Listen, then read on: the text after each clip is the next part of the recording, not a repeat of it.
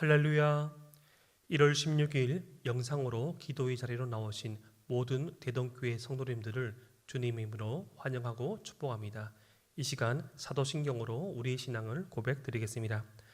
전능하사 천지를 만드신 하나님 아버지를 내가 믿사오며 그 외아들 우리 주 예수 그리스도를 믿사오니 이는 성령으로 잉태하사 동정녀 마리아에게 나시고 본디오 빌라도에게 고난을 받으사 십자가에 못 박혀 죽으시고 장사한 지 사흘 만에 죽은 자 가운데서 다시 살아나시며 하늘에 오르사 전능하신 하나님 우편에 앉아 계시다가 저리로서 산자와 죽은 자를 심판하러 오시리라.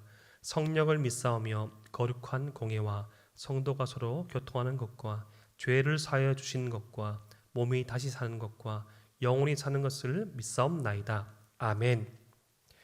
찬송가 442장 저 장미꽃 위에 있을 함께 찬양 드리겠습니다. 찬송가 442장입니다. 저 장미꽃 위에 있을 아직 맺혀 있는 그때에 귀에 은은히 소리 들리니 주 음성 분명하다. 주님 나와 동행을 하면서 나를 친구 삼으셨네. 우리 서로 받은 그 기쁨은 알 사람이 없도다. 그 정한 주의 음성 우는 새도 잠잠케 한다. 내게 들리던 주의 음성이 늘 귀에 쟁쟁하다. 주님 나와 동행을 하면서 나를 친구 삼으셨네.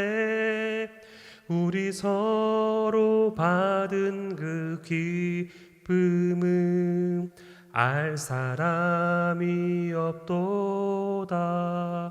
밤 깊도록 동산 안에 주와 함께 있으려 하나. 괴로운 세상에 할 일 많아서 날 가라 명하신다. 주님 나와 동행을 하면서 나를 친구 삼으셨네. 우리 서로 받은 그 기쁨은 알 사람이 없도다. 아멘. 오늘 하나님께서 우리에게 주신 말씀은 누가복음 6장 12절부터 26절까지 말씀입니다. 누가복음 6장 12절부터 26절 말씀 신약성경 98페이지에 있습니다. 누가복음 6장 12절부터 26절 말씀을 제가 봉독해 드리겠습니다. 이때 예수께서 기도하시러 산으로 가사 밤이 새도록 하나님께 기도하시고 밝음에 그 제자들을 부르사 그 중에서 12를 택하여 사도라 칭하였으니 곧 베드로라고도 이름을 주신 시몬과 그의 동생 안드레와 야고보와 요한과 빌립과 바돌로메와 마테와 도마와 알페오의 아들 야고보와 셀롯이라는 시몬과 야고보의 아들 유다와 예수를 파는 자라 될 가룟 유다라. 예수께서 그들과 함께 내려오사 평지에 서시니 그 제자의 많은 무리와 예수의 말씀도 듣고 병 고침을 받으려고 유대 사방과 예루살렘과 두로와 시돈의 해안으로부터 온 많은 백성도 있더라. 더러운 귀신에게 고난받는 자들도 고침을 받은지라. 온 무리가 예수를 만지려고 힘쓰니 이는 능력이 예수께로부터 나와서 모든 사람을 낫게 하밀러라. 예수께서 눈을 들어 제자들을 보시고 이르시되 너희 가난한 자는 복이 있나니 하나님의 나라가 너희 것이며 지금 줄인 자는 복이 있나니 너희가 배부름을 얻을 것이며 지금 우는 자는 복이 있나니 너희가 웃을 것이며 인자로 말미암아 사람들이 너희를 미워하며 멀리하고 욕하고 너희 이름을 악하다 하여 버릴 때에는 너희에게 복이 있도다. 그날에 기뻐하고 뛰놀라. 하늘에서 너희 상이 큼이라. 그들의 조상들이 선지자들에게 이와 같이 하였느니라. 그러나 화 있을진저 너희 부유한 자여 너희는 너희의 위로를 이미 받았도다. 화 있을진저 너희 지금 배부른 자여 너희는 조리리로다. 화 있을진저 너희 지금 웃는 자여 너희가 애통하며 울리로다. 모든 사람이 너희를 칭찬하면 화가 있도다. 그들의 조상들이 거짓 선지자들에게 이와 같이 하였느니라. 아멘. 오늘 말씀에서는 예수님께서 12제자를 부르시고 선택하신 모습이 먼저 나옵니다. 예수님께서 선택하신 제자들의 면면을 보고 또한 우리를 동역자로 세우신 예수님을 생각하며 본문을 묵상하며 이런 생각이 들었습니다. 과연 제자들이 예수님께 얼마나 큰 도움이 될 만한 사람인가? 우리를 동역자로 부르셨는데 우리가 주님께 얼마나 큰 도움이 될까? 여러분, 어떤 전문가에게는 아마추어 같은 존재가 성가시게 여길 거라고 생각할 수 있습니다. 하지만 진정한 전문가는 어떤 달인들은 아마추어를 더 높은 지경으로 일으켜 세울 수 있습니다. 성도들과 함께 신앙생활을 하며 교육자로 그들을 양육하며 나아갈 때 새신자로 초신자로 왔던 한 성도가 그리스도의 장성한 분량에 따라 양육을 받으며 그것을 따라 성장하고 성숙하는 보는 그 기쁨만큼 더욱더 충만한 것은 없습니다. 저는 오늘 말씀을 묵상하며 우리 주님께서 그런 기쁨을 누리신다고 생각합니다. 우리 같이 부족하고 제풀에 쓰러지며 너무나 연약한 사람이지만 이런 우리를 택하시며 함께 가자고 말씀하시는 예수님, 그 손길에 우리를 맡기고 따라가는 것, 주님을 따라가는 것은, 주님과 함께하는 것은 세상에서 누릴 수 있는 그 어떤 가치보다 고귀하다고 생각합니다. 먼저 이 제자들을 선택하기에 앞서서 예수님께서 밤이 새도록 하나님께 기도하신 것을 봅니다. 누가복음 6장 12절 말씀을 보니 이때 예수께서 기도하시러 산으로 가사 밤이 새도록 하나님께 기도하시고, 우리 주님께서는 밤이 새도록 기도하시며 하나님의 뜻에 따라서 제자들을 세우셨습니다. 우리 한 사람을 한 사람을 주님의 몸된 교회의 사역자로, 주님의 몸된 교회의 직분자로, 주님의 몸된 교회의 일꾼으로, 공동체의 일원으로 세우시고 부르신 주님의 모습 또한 저는 그러하다고 생각합니다.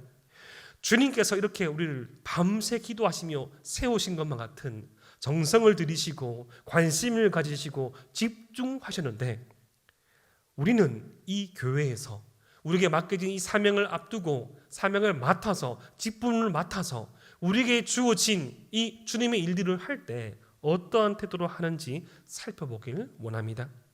과연 한 사람의 제자를 세우기 위해서, 한 사람을 세우기 위해서 우리 주님께서 밤새 기도하셨듯이 그렇게 집중하며 하늘로부터 임하는 능력을 간구하는 기도를 한 적이 있는지, 더욱더 기도에 힘쓰며 하늘로부터 내려오는 그 주님의 능력에 의지하고 의존하는 우리가 되기를 소망합니다.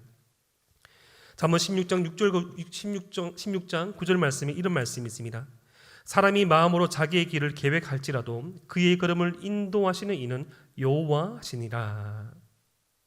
우리가 아무리 좋은 계획을 세우고 좋은 방안들을 마련하더라도 우리의 걸음을 인도하신 이가 여호와 하나님이시기에 하늘로부터 임하는 능력과 은혜가 없이는 살아갈 수 없는 존재가 우리이기에 더욱더 우리에게 이런 기도의 시간이 필요할 줄 믿으시길 바랍니다.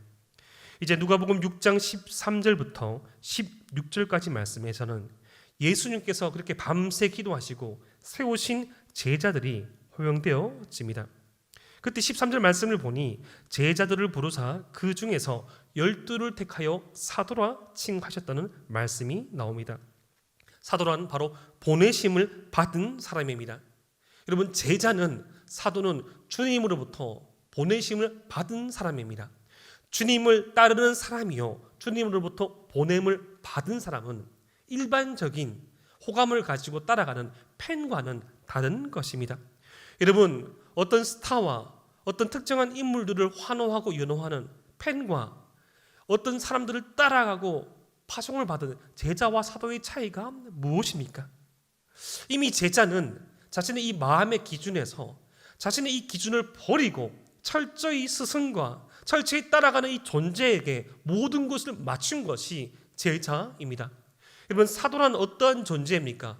보내심을 받은 자로부터 그 모든 것을 받아서 그것을 전하는 사람, 자신에게 은혜를 끼치고 자신에게 모든 것을 준 그 존재를 전하는 이가 바로 사도이니, 제자와 같이, 사도와 같이 살아가야 될 우리 한 사람 한 사람 또한 주님의 길을 따라서 주님의 은혜를 받아서 살아야 하는 존재입니다.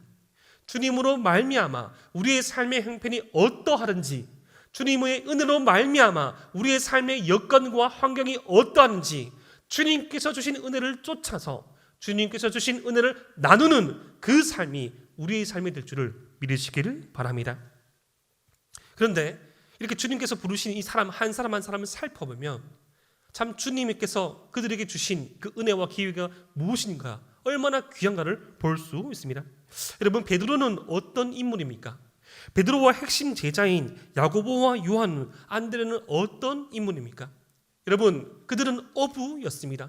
당시 이스라엘에서 이 중산층 이하에 존중받지 못하였고 배려받지 못하였던 그런 계층의 사람들이었습니다.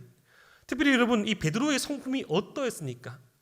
시몬이 본명인 그는 베드로라 칭함받을 수 있었던, 반석으로 칭함받을 수 있었던 모습이 그에게는 없었습니다. 여러분, 세베대의 아들 야고보와 요한 또한 어떠했습니까? 그들의 별명이 무엇이죠? 우리의 아들들이었습니다. 번개, 천둥과 같은 존재들. 얼마나 마음속에 급함이 많고 얼마나 마음속에 분노가 많은지, 예수님을 받아들이지 않는 그 말을 보고 예수님께 하늘로부터 불이 임하여서 그 말을 심판해 달라고 말합니다. 예수님의 핵심 멤버들인 베드로와 세베대의 아들 또한 그 성격이 어떠한 사람이었습니까? 또 다른 사람들은 어떠한 사람이었죠? 우리가 어제 살펴본 말씀 가운데 나타났던 그런 세리, 그리고 예수님의 이 제자들을 이루었던 많은 제자들, 이름까지도 똑똑한 흔하디 흔한 그러한 사람들, 아무런 자격 없는 자들을 불러 일으키시며 제자로 부르시고 사도로 보내신 예수님. 여러분, 이것이 예수님의 위대함입니다. 여러분, 이것이 예수님의 은혜입니다. 어떠한 과거를 가졌든지, 그가 연약한지 미약한지 부족한지, 그것은 우리 주님께 중요한 것이 아닙니다. 주님과 함께 하는가, 주님의 손에 붙들려 있는가, 그것이 중요한 줄 믿으시기를 바랍니다. 어느 단 한 사람도 변변치 못했던 그들을 주님의 제자로 삼으시고 아무런 자격 없는 자들을 불러 세우시고 사도로 보내신 예수님, 우리의 삶을 그분께 맡겨드리기를 소망합니다. 우리의 삶이 그 말씀을 쫓아가기를 소망합니다. 17절 말씀을 보니 무리와 군중들이 주님께로 나와 병고침을 받기를 소망합니다. 이들은 제자들이 아닙니다. 그들의 필요와 그들의 원함만큼을 예수님께 요구하고 제자들에게 요구했던 팬과 같은 존재이지요. 하지만 여러분, 제자와 사도는 다릅니다. 자신에게 어떠한 이익과 어떠한 좋은 것이 없더라도 이미 스승에게, 이미 주님에게 모든 것을 맞추고 승복한 사람, 이것이 바로 무리와 군중과 제자와 사도의 차이입니다. 그들이 그렇게 나왔을 때 18절과 19절 말씀을 보니 주님의 이름을 부를 때 주님을 만지는 것과 같은 능력이 임하여서 그들에게 역사가 일어남을 소망합니다. 우리 주님께서는 그렇게 어리석은 자일지라도 주님의 능력에 의존하며 주님의 은혜를 간구한 자에게는 은혜가 흘러가는 그런 역사를 허락하신다는 것이죠. 이제 누가복음 6장 20절부터 23절까지는 먼저 복 있는 자에 대한 말씀이 나옵니다.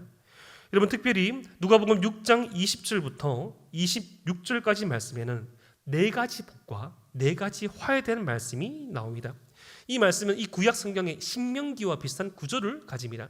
구약 성경에서는 하나님의 백성에게 복과 화를 선포합니다. 어떤 자가 복이 있으며 어떤 자가 화가 있음을 분명히 밝힙니다. 먼저 어떤 사람이 복 있는 자인지에 대해서 누가복음 6장 20절부터 23절 말씀에 열거됩니다. 여러분, 이 말씀에 나타나는 복 있는 사람들은 일반적인 세상의 관점에서 복 있는 사람, 행복한 사람이 아닙니다. 그렇다면 무엇이죠? 하나님께서 말씀하신 진정한 복은 무엇입니까? 바로 주님과의 동행입니다. 세상의 복의 개념을 대입하면 그들은 복 있는 사람이 아닙니다.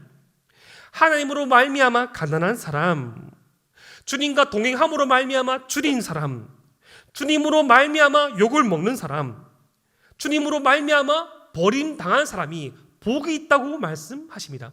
누구 때문에? 주님 때문에. 누굴 따라서 배가 고픕니까? 주님을 따라서. 누구를 따라서 욕을 먹습니까? 주님을 따라서 욕을 먹고 버림당하고 줄일지라도 주님과 함께 동행하는 인생이 복이 있다고 주님께서 선포하십니다. 코로나19의 상황 가운데 특별히 신앙을 가지고 살아가는 것이 너무나도 힘든 성도분들이 너무나 많은 줄 압니다. 힘들고 눈물 나고 지치고 어려울지라도 우리 주님께서 성도님들의 삶을 보시며 이렇게 말씀하십니다. 복 있는 사람의 삶이다. 복 있는 사람의 삶이구나. 잘하고 있다. 칭찬하십니다. 이제 누가복음 6장 24절부터 26절까지 말씀에서는 그 복 있는 사람의 삶이 아닌 화 있는 자의 삶에 대해서 나옵니다. 화 있을진저 너희 부유한 자여, 화 있을진저 너희 지금 배부른 자여, 너희를 칭찬하면 화가 있도다. 여러분, 부유하고 배부르고 칭찬받는 게 다 나쁜 일일까요? 여러분, 부유하고 배부르고 칭찬받는 것이 모든 것이 나쁜 것이 아니라 지금 우리 주님께서 말씀하시는 것은 부유하고 배부르고 칭찬받음으로써 더 이상 주님을 의존하지 않게 된 사람들을 두고 하신 말씀입니다. 더 이상 주님을 갈망하지 않게 된 사람들, 더 이상 은혜를 바라지 않게 된 사람들, 부유하고 배부르고 칭찬받음으로 말미암아 더 이상 하나님의 은혜를 간구하지 않는 사람들. 여러분, 혹여나 이런 모습이 우리 가운데 있지는 않습니까? 여러분, 상대적인 부유함으로, 상대적인 배부름으로, 상대적인 관계 가운데의 칭찬받음으로 말미암아 하나님의 은혜가 아니고서도 살아갈 수 있겠노라고 은연중에 부지불식 가운데 인식하며 살아가지는 않습니까? 여러분, 여기서 우리 주님께서 화 있을진저라는 이 표현은 이 원어적인 뜻은 슬프다라는 모습입니다. 여러분, 그런 삶을 보시고 우리 주님께서 슬퍼하십니다. 한때는 하나님의 백성이었고 주님의 은혜 없이는 살아갈 수 없는 존재임을 찬양하며 고백하며 강구했던 자들이 시간이 흐르고 상황과 환경과 여건이 갖추어지며 배부르고 칭찬받고 줄이지 않게 되었을 때 주님께 의존하지 않는 그 모습을 보시고 우리 주님께서 슬프다라고 말씀하십니다. 오늘 말씀을 통해 우리의 삶을 돌아보기를 소망합니다. 주님께서 우리를 택하시고 교회의 일꾼으로 부르시고 세우신 것은 우리의 그 모습이, 우리의 능력이 뛰어나서가 아닙니다. 주님의 은혜로 말미암아, 주님께서 우리를 사랑하심으로 말미암아 우리를 택하시고 보내신 것임을 잊지 마시기 바랍니다. 그리고 그 사람들을 세우기 위하여서 밤새도록 기도하셨던 우리 주님의 모습을 기억하기를 소망합니다. 우리 주님이 그렇게 하나님의 능력에 의존하여 기도하며 사역하셨는데 우리가 맡은 바 직분을 맡은 바 역할을, 맡은 바 우리에게 주어진 일들을 하기 위해서는 어떠한 기도와 마음 자세가 필요하겠습니까? 나의 경험과 판단과 지식에 의존한 것이 아니라 하늘로부터 임하는 그 능력을 간구하는 기도의 한 해를 보내시기를 주님 이름으로 축복합니다. 마지막으로 우리가 생각하고 꿈꾸며 살아내는 우리의 그 삶이 주님께서 복되다 하실 삶인지 슬프다 하실 삶인지를 살펴보길 소망합니다. 우리 자신을 의지하면, 우리 자신을 바라보면 어려울 수 있습니다. 소망이 없을 수 있습니다. 하지만 우리를 부르시며 선택하신 하나님을 의지하고 바라볼 때 우리의 삶은 참된 복된 삶이 될 것입니다. 오늘도 그 믿음을 가지고 승리하는 하루 되기를 주님의 이름으로 축복합니다. 사랑이 많으신 아버지 하나님, 참으로 감사드립니다. 오늘 하루 하나님께서 주신 그 은혜를 붙잡으며 살아갈 수 있는 우리 모든 성도들 되게 하여 주시옵소서.